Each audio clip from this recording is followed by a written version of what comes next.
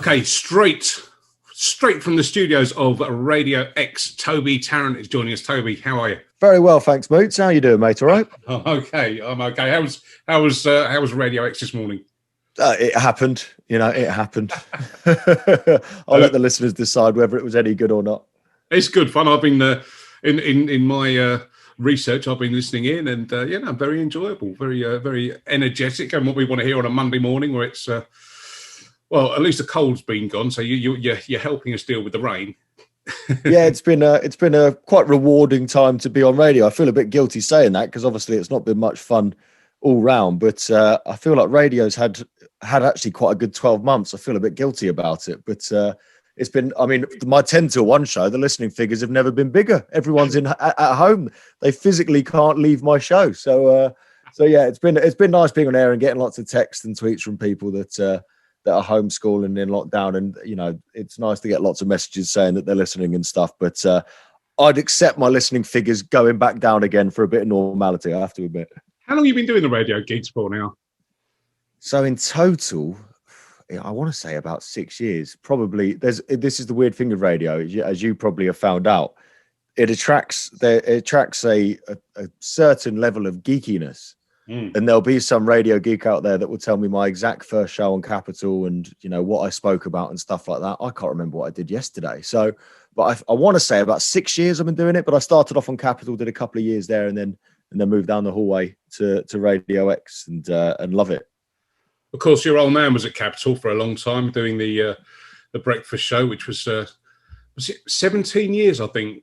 Was he at Capital? Something like that? Something like that. 17, 18 years. Yeah, exactly. So people forget that, don't they? Because they always think of him as millionaire and whatever else. But for me, it was Capital where he was doing the longest stint and getting everyone off to work in the mornings. So yeah, exactly. I mean, it's my whole childhood was going to school and listening to my dad on the radio because I never saw him in the morning because he left at 5 a.m. or whatever. So but I think for my generation it's sort of Millionaire, and then for the older generation it's Tiz Was, and then obviously Capital was London. So everyone around London in the middle is Capital. But it's nice. He gets so many people come up to him. If you didn't like, if you didn't like Tiz Was, you like Millionaire, and if you didn't like Millionaire, you liked Capital. Most people have fond memories of Dad. I think maybe I'm completely biased. Maybe people can't stand him, but he seems to get a nice reaction everywhere he goes. Give them what they want. Yeah, exactly. I mean, to be fair, he normally gets the drinks in, so that's probably why he's popular in most pubs. But, yeah, unless you're really old like me and you remember him from Stop, Look, Listen, but that's another story for another time. But, I mean, I've never even heard of that one. So it's only me and Peter Kay. According to your dad, it's only me and Peter Kay that remember that. So. Well, I mean, Dad's bored me to tears with every bit of work he's ever done, so he obviously isn't proud of that one. Otherwise, he would have mentioned it to me.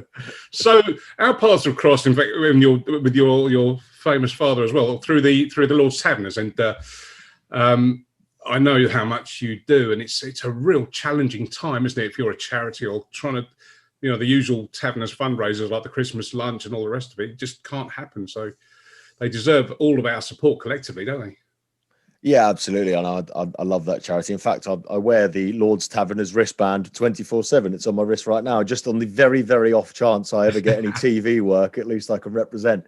Yeah, I love the charity. Look, I'm not privy to the finances of Lord's Taverners. I've got no idea how much they made or didn't make over the last 12 months, but I gather that it's been incredibly tough, like it has for so many charities. And I was lucky enough to get out and play 2 or 3 games towards the end of last season. But obviously the big fundraisers haven't been possible, which, the tragic thing about that is that the work that they do, there's so many, disadvantaged and disabled children that rely on the Taverners that won't have got the support they usually have this year. It's been rubbish for everyone, but the charity's been going 70 years and it's not going anywhere anytime soon. And I think we're all looking forward to getting back on the cricket pitch at some point this summer and raising an absolute fortune again. And it will happen. Did they let you open the bowling? They do let me open the bowling, but it's getting more embarrassing. I took a wicket stumped this season. I used to be quick. The wicketkeeper stood up to me and took a stumping off me this year. So I'm obviously losing. I'm only 29. I should be. I mean, I look at Jimmy Anderson and he's bowling quicker than ever, better than ever, and I'm 29 and I'm on the way downhill. But I have to admit, I did play a Taverners game once at Windsor Castle. Well, I didn't get the new ball, and I would have complained if it weren't for the fact that the bowling order went Alan Donald, Andy Caddick, Devon Malcolm, Toby Tarrant. And I was like, do you know what? I'll probably let those three have first go with the new ball, I reckon. Yeah, I mean, that's the sort of thing. Playing for the Taverners. I've played, I've bowled at Brian Lara, Herschel Gibbs. I've played alongside, your Devon Malcolms, your Alan Donalds and stuff. It's surreal. And the maddest thing is you play a game of cricket, you have a bit of fun with your mates, you drink far too many beers in the clubhouse afterwards. You eat some good food, and then at the end of the day, everyone's shaking your hand and thanking you so much and going, "Oh, we've raised, £100,000 today." I'm going, I've done nothing. I've just had a great game of cricket and a bit of fun with some mates and got to play with some of my childhood heroes. So very, very honoured to be a part of the charity. I used to watch Dad play when I was a kid, desperate to get involved in the games. And then it got to the point where I was old enough and good enough that Dad would sort of just be like, "Look, let my boy play a bit." And now clearly my career must be going well somewhere, because now I get invited to games that Dad doesn't. So I finally managed to earn my own way into the team. But no, it's been great. I think I played my first game for them when I was about 14 and still going strong. So yeah, I love it. Yeah. Well, you're a very prolific fundraiser. And just looking through my notes, I see about the London Marathon, which you did, and a certain wager being laid down about raising £30,000. And if you raise £30,000, what did you say you'd do? Well, I should point out this is entirely Chris Moyles' fault. So I ran the London Marathon for another charity, Globals Make Some Noise, wonderful charity that is the sort of company charity that Radio X is involved in. And so I said I'd run the marathon, which, is not me at all. I genuinely had never been for a run in my life before I trained for the marathon. It was harder than I ever imagined it could be.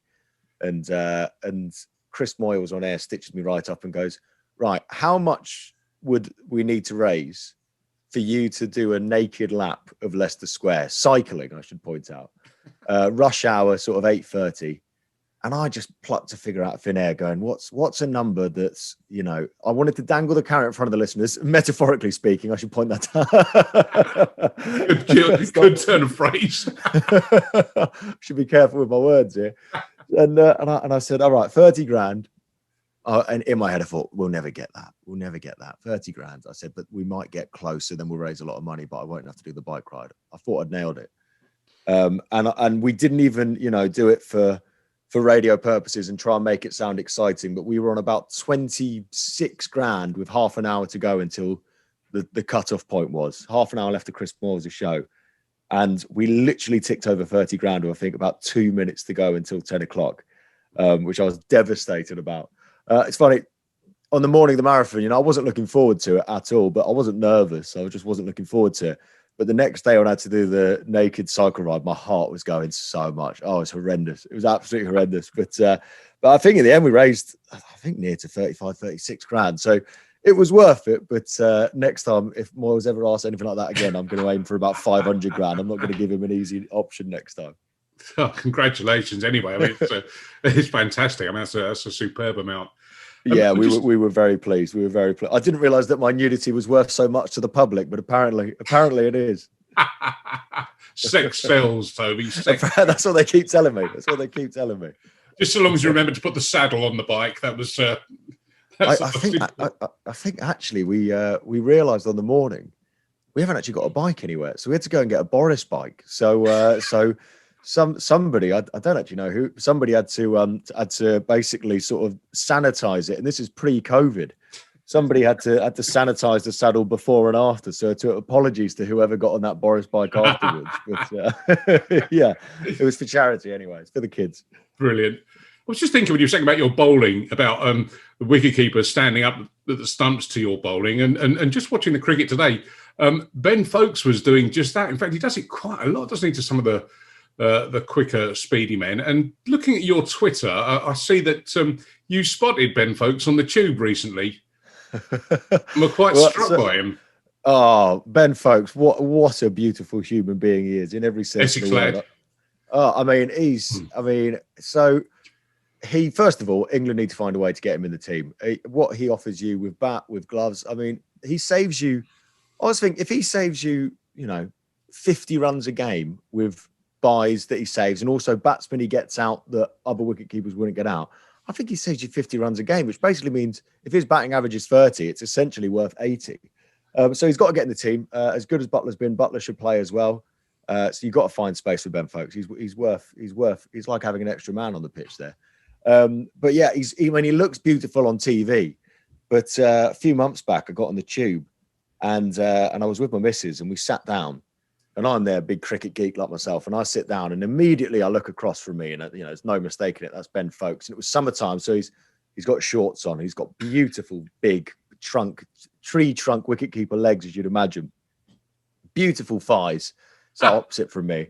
And I'm doing that thing where I'm trying to tell my girlfriend, my fiance, I should mention, fiance. I can't call her girlfriend. Yes, anymore. Congratulations. Yeah, thank you very much. So I'm trying to quietly tell her who that is without him hearing, but also Pippa couldn't care less who that is. She's got no idea who Ben Foakes is, but I'm excited. So I'm going, he's a wicket keeper. He's played for England. Anyway, I made the mistake of pointing him out to my missus because she spent the rest of the tube journey just drooling at what a beautiful, beautiful man he is. He's a beautiful man. Yeah. So, I mean, we said sex sells. If the ECB want to make some money on any calendars or anything, I'd buy 10 Ben Foakes calendars if they want to put one. If I raise 30 grand for cycling naked around Leicester Square, then can you imagine how much he could earn? Could be worth a fortune. I was going to say, when you were whispering to Pippa, didn't he sort of lean forward and say, "Didn't I see you in Leicester Square once?" Yeah, exactly. Yeah. I thought he recognised me before. I mean, what a beautiful man and just a ridiculous wicketkeeper. I saw Adam Gilchrist on Twitter purring over how good he did. Yeah, I saw that. I mean, that is the highest praise you can possibly get, really, isn't it? So yeah, beautiful man. Absolutely. Now we were talking about what we do here on 98 Not Out is out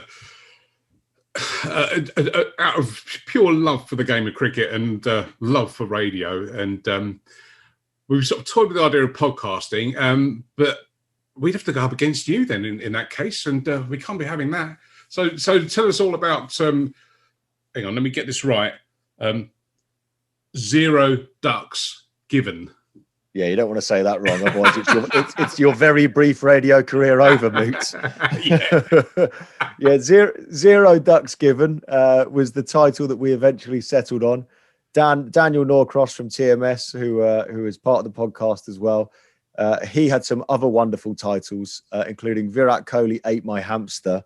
But we figured legal reasons might stop that being an acceptable title, and we'd probably get death threats from about 1 billion people over in India, and they'd be burning effigies of Daniel Norcross in Mumbai High Street. So 0 ducks given. I mean, it was a weird one because people are always nagging you to do podcasts at the moment and to start a podcast. People's going, Toby, when are you going to do a podcast? And I kind of resisted it for ages because I was like, well, nobody needs to hear from me. If they do, they can listen to my show Monday to Friday. Also, the man and every man and his dog now has a podcast. Yeah. In fact, I bet you if you Google it, there will be a podcast out there which is 2 dogs with a microphone in front of them. And I just thought, haven't people suffered enough during this pandemic? Do they need a podcast? But then the more I thought about it, I thought, well, do you know what? I'm going to make a podcast that'll be good fun to make. And if nobody listens and we never earn a single penny off it, at least we had a bit of fun doing it. So I got in touch with Daniel Norcross, who's a lovable fellow Taverner who I've worked with before, doing a cricket show on Yahoo Sport during the World Cup last year or 2 years ago. God, that's scary, isn't it? That World Cup's 2 years ago. Yeah, I know. And me and Daniel went, let's just do it, And then I said we could do with an ex-player here, and he suggested Stephen Finn, who I didn't really know at all. Finny. He was on Daniel's recommendation. We got a few mutual friends and stuff, but he's been a breath of fresh air, Finny. He's great. So basically, we saw the success of the Peter Crouch podcast and went, right, we need a 6'7" ex-England player as well. And we went and got Stephen Finn, and he's been a revelation. So yeah, so we've put 2 podcasts out so far. The reaction's been amazing, and if you fancy giving us a listen, if you're a cricket fan, we'll take all the listeners we can get at the moment. But really enjoying doing it. So like I say, even if only you listen to it, Moots, it was worth doing. Well, I'll put the link on our webpage and on our we have a YouTube channel, so I'll put it on that as well. Look at you, Moots. Look at you. Yeah, I know. Incredible. You'll be doing it all soon. TikTok, OnlyFans, you name it, you'll be there. OnlyFans. Yeah, I was looking at one of those the other day. Interesting. I bet you were, mate. Well, what else is it doing lockdown, honestly? Now you got to fill your day somehow, haven't you? Just keep the doors shut. Tell you what, Ben Foakes OnlyFans page, that would make him some money. Tell you that much. I'll be front and centre every day. I'll be his biggest fan. Well, yeah. After I got past the one of Leicester Square webcam, yeah, it was. Yeah, I don't think there's much money in mine. Now, I was a bit naughty, and I texted Dan Norcross this morning because he's been on this show already, and I said, "Oh, I'm talking to Toby Tarrant this afternoon. Anything I should know or ask?" Oh dear. So, obviously, force him to talk about Zero Ducks Given. He does a lot of great stuff with the Taverners. Okay, so we've done that one. So that's 2 boxes ticked. Yeah. I think there's footage of him online doing an extended and quite brilliant impression of his dad on his radio show. I'll put the link to that up. I'm not going to embarrass you into doing that just yet. But you mentioned this this cricket show that you did in 2019 for Yahoo Sport. Now, Norcross says he hosted a show on Yahoo Sport in 2019 with me, Jeff, Adam Collins, and Izzy Westbury. Very soon after, in fact, it might have been immediately, Yahoo Sport shut down. I think you should credit him with bringing Yahoo Sport to its knees.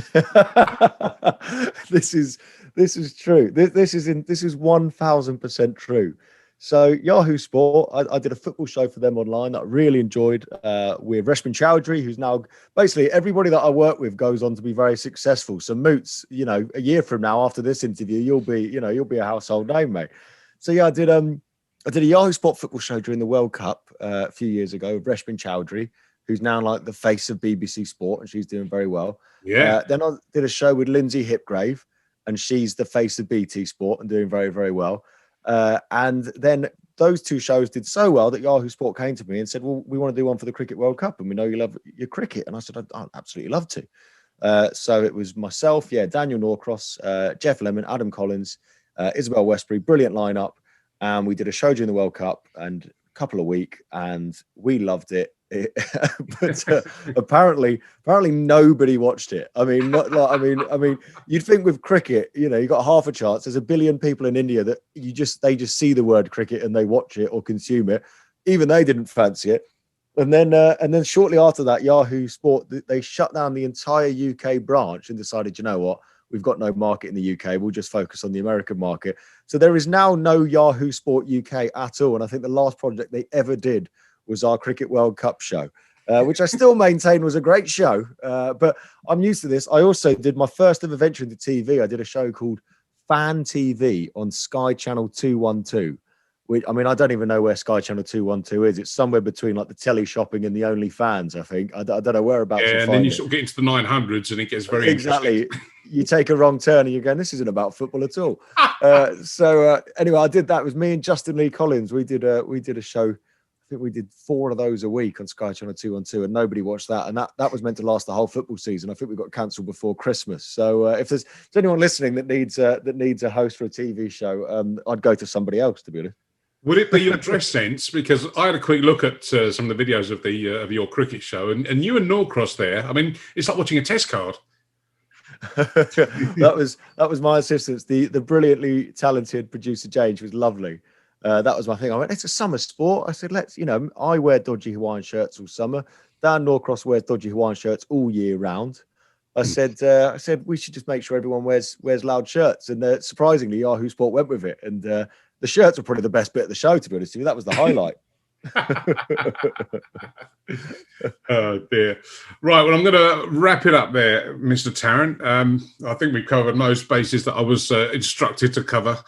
But once again, congratulations on getting engaged. Have you got any wedding plans with or is lockdown put paid to all of that for now?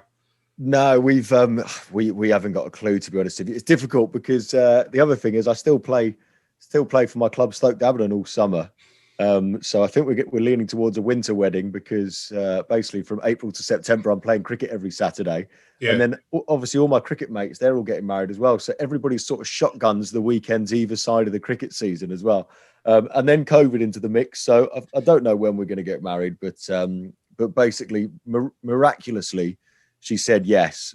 So the hard part's out the way basically, and then we'll go from there. That was before you were on that tube with Ben Foakes, though. Yeah, I'm sure if she'd known Ben Foakes was an option, I wouldn't have had a chance. But luckily, yeah, this was pre Ben Foakes. All right, Toby Tarrant from Radio X and from Zero Ducks Given podcast, which I fully endorse and tell everyone that's watching or listening to this, go and have a look at that as well. But thank you so much for your time this afternoon, and of course, regards to your old man, and tell him I said hello. We shall catch up with you very, very soon. But Toby Tarrant, thank you very much. Thank you, mates. Really enjoyed that. Thanks, mate.